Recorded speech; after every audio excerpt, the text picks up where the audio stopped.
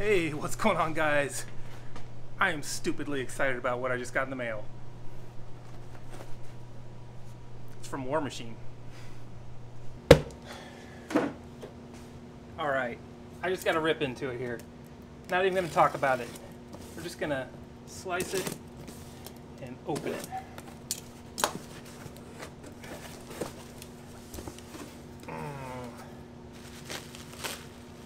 Ooh, a scroll.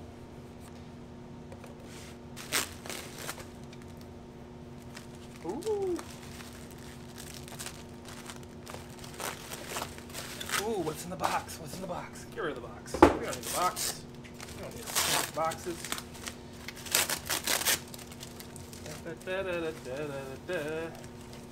Ah, let go of me. Woo! Oh.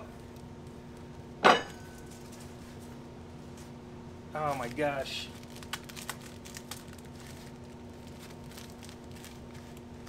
Oh, come on. Tape. Cooperate with me now. Ooh. Oh, ho, ho. Look at that.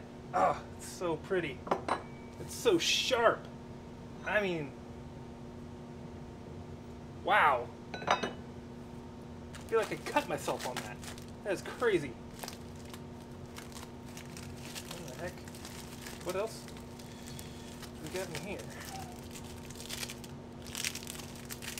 Probably all the internal pieces. Alright.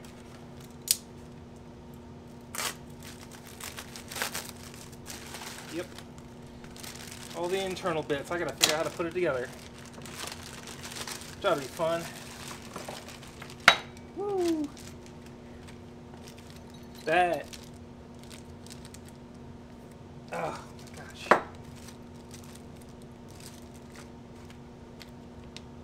Oh my gosh, look at that. Look at the detail on this.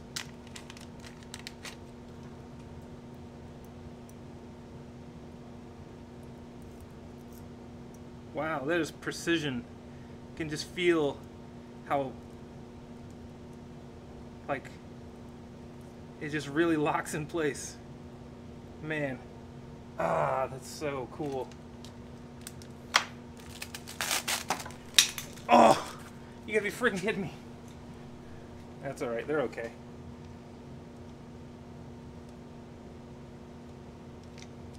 And we got the plastic grips. Okay. And we got whatever this is. Probably the directions. Oh! Oh, that's cool. Looks like some of the pieces have been assembled, like that site is already put together. Oh my gosh. How's that reading? Is it? I'm gonna have to get this framed or something. That is so awesome. Ah.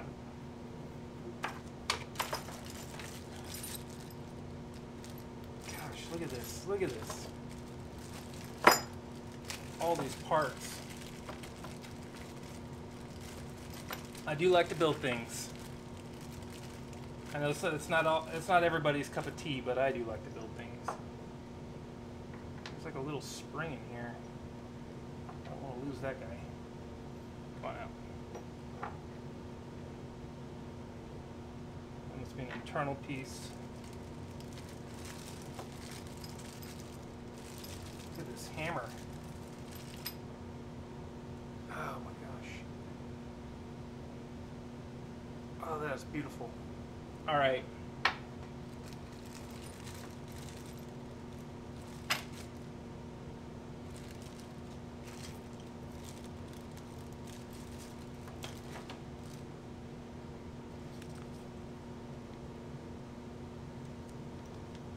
There's the bottom plate that slides in. Got to put the little spring and the little catch in there, but this ought to just slip right in place, in theory. Well, looks like it needs a little bit of filing. Oh, no, there it goes. Whew, sexy. just for fun.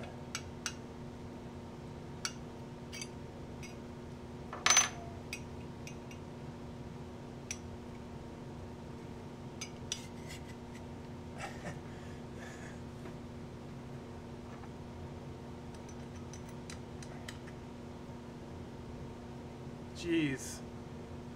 It's so crispy. It's so like, just, everything is like so sharp and perfect. Oh my God. I'm gonna have to put this together. I have to put it together. Ah, man. Ah, I gotta play with it. All right. Let me look at the plan here, and see about what I got to do to put it together. All right, I got this Fieldmarshal Mauser replica assembled, and it's a little tricky. You got to be patient with it. I'm going to do a assembly video on this because I feel like I'm probably not going to be the only person that has confusion on this, and I feel now that I've taken it apart and put it back together multiple times and figured out what is wrong with Field Marshal's help, that I could probably demonstrate this pretty well to people. So look for that here pretty soon. I'll probably put it out right after this because I can disassemble this thing and put it back together like that now. So anyways, my thoughts. It is beautiful. The details on this are so crisp and sharp. They're like, it's like a jewel, you know, like, I mean, you put it under a light and you can see all the mill marks, and it's just like this, you know, it just refracts just like a, you know, the different facets of a jewel, and it's beautiful. This is a kit, and it needs to be finished, obviously, because this raw metal is not the look that we're going for. We're looking for something that's been blued or painted. I honestly feel like I'd be ashamed to paint it. Even though I know that's accurate on certain DL44s, it's just, you know, steel like this is going to blue really nicely and it's going to look great. The only parts I have not put on are these couple pieces over here. The front sight, which it just slides in here, but there's a little spring that's in this bag that you slide under and shove it in there. And then there's a little piece that goes into the slide that sits in the top, which is like part of the bullet. Where the bullets would be pushed as part of the ejector, I think. And then there's an extra screw, which I think is just a spare that goes in the back here. So I don't want to put those on because I'm going to disassemble it and glue the parts a little bit later on, and I don't want them to be in the way. I think that these would be difficult to remove once they're in. So, and I think this piece you have to glue in, so I definitely don't want to do that one. I also want to do a quick comparison of the competition. We've got MGCs, we got the Denix or Denix, I don't know how it's pronounced. If somebody that works at Denix or Denix would let me know. I've heard it pronounced both ways. It would be great to know that. So there is one little tricky spot that I kept hanging up on. It's the placement of a spring on the internals. And I will point out exactly where that is because on the exploded view poster that Fieldmarshal gives you, it shows 3 different springs, and really you should only have 2. One of them is not used, or it shouldn't be used. So, and it's actually the spring that holds this little lever right here, but it should be actually used for the trigger. So, oop, I forgot I hadn't attached that perfectly yet. But after you get everything assembled the right way, it is beautiful. Like, the action feels nice and smooth, and the safety moves forward and backwards. It doesn't do anything. I mean, if I have the safety up, I could still cock it and pull it back. It's no problem. Pull the trigger, it's no problem. It just kind of doesn't do anything. It's there for looks, you know, which is what we want. You know, it's not a real gun. So let me bring out some comparison stuff. All right, so I've got the new War Machine or Fieldmarshal replica here. I have a real MGC, and I have the older style Denix that has been milled and drilled for a Han Solo Hoth. I don't have one that's untouched, and I don't have the newer version of the Dinix. So that's. But other than that, it hasn't been worked on. Like I haven't re-sanded anything. You know, it's the original finish, other than the recessed mill parts, and then the extractor piece has been milled as well. So how does it compare? Honestly, like if you're going to all real parts, MGC is the best because it is a real part. It is what they actually used on certain props. They are very expensive. The only thing that's more expensive that it could be a real part is an actual Mauser. You know, like those get up into the thousands of dollars, a couple $1,000s. And so this is an amazing opportunity to have one that has got beautiful, sharp, crisp details, accurate to an actual Mauser, whereas this is, you know, still a replica and it's got its own faults if you compare it to an actual Mauser. And this is made for our hobby versus this was just made to be a replica. This was just made to be a replica. And Fieldmarshal, he sells a very nice upgraded Dinix as well.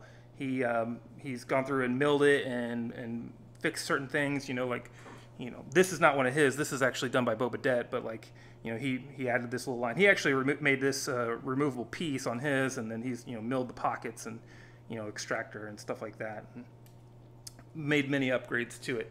So the thing is, this is like $100. This is, you know, almost $600. These are approaching probably over $700, $800, maybe $900. They're just going to go up. It's just the nature of the hobby. So this thing is very close to the real thing. I mean, you can even put fake bullets in it. If I pull this back, it's going to stay back and until I actually put something in it to load it, which is kind of a pain because I have to push down the... It's got a lifter to push the bullets up and stuff and everything, and so its safety actually works. And it's very realistic. We don't need that. I mean, honestly, like, I think that if anybody was going to go back in time with all three of these, they're going to pick this one because it's made for it. There's plenty of room inside to put electronics in here. I don't know if I can get this off without a tool. It's a little tough, but there's room in there. I can pull that in there. It's just like the Dinix. It's basically empty. It looked like in the exploded view map or part map, it looked like he had room to put a little micro switch in here. I was looking for the part, but it's obviously not a part that I would have because I don't do electronics. Or at least I never have, anyway. So the only real fault that I can find, I don't even know what I want to call a fault. It's a difference. So the handle on this is narrow, you know, and thin. I don't have grips on this one, but it's basically the exact same as the MGC. It's a fairly narrow. And I don't have a real Mauser to compare to, but this is pretty fat. I mean, if I look at these two side by side, you can tell this is a lot thicker. But it feels really nice in the hand.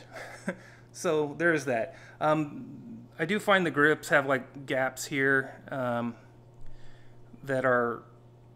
I've had to already like file it a little bit to kind of fill it in, you know, get things to settle in quicker, or not quicker, but settle in closer to the metal when I tighten down the screw here. But other than that, I think I'm pretty happy with it so far. It feels really nice to cock it. It feels good when you pull the trigger. It's got a good satisfying feel. So I'm super happy with that.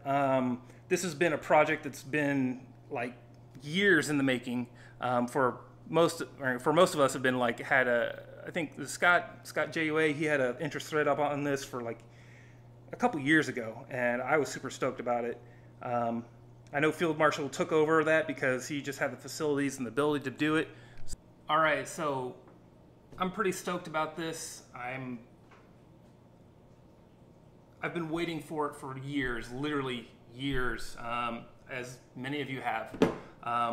So I'm super thrilled. I hope that he sells out of these and he can and wants to do another run of them. I know it was a very lengthy process to build and manufacture all these parts, and I mean, I want him to know I really appreciate it. This was the last Mauser I needed. If I could, I would absolutely go back and replace all of my Mausers for all the blasters I've already built. So there's just a cost involved that is prohibitive for me. But compared to going back and replacing everything with an MGC, it's a lot cheaper.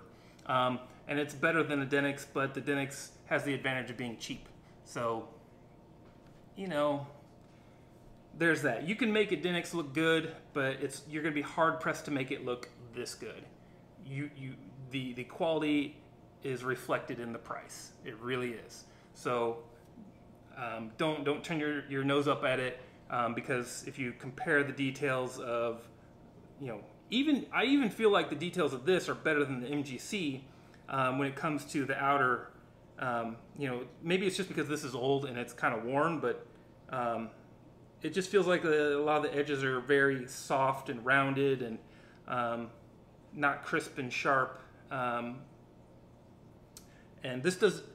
The one thing I do need to mention here is we do have to go and finish this. You know, like it does need to be sanded and it does need to be filed.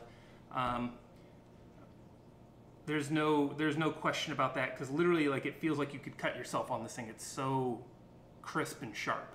So the knurls are nice and grippy, and especially like these edges up here, like, you know, there's probably like little burrs on there and stuff like that that are catching on things. And so anyways, without any more chatter about this, I'm gonna do a quick glory shot compilation for you.